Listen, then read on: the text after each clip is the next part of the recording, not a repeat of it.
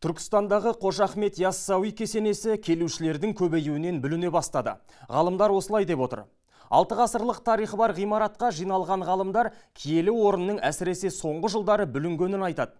Біріншіден, бұған кесенеге келетіндердің көбеюі себеп болса, екіншіден, жан-жағындағы құрылыс та әсер еткен. Проблемалардың бірі ол тұздану. Қоршаған ортаның да әсері бар. Бұрын табиғи климаттық жағдайларға әсер етеді десек, қазір антропогендік факторлардың үлесі өте жоғары болып жатыр. Өйткені жан-жақтан өздеріңіз білесіздер, бұрын облыс болмай тұрғанның өзінде бірнеше құрылыстар салды.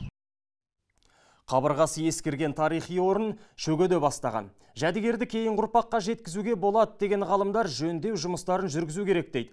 Бірақ заманауи технология кесенені қалпына келтіргеннен бұрын құртып жіберуі мүмкін екен.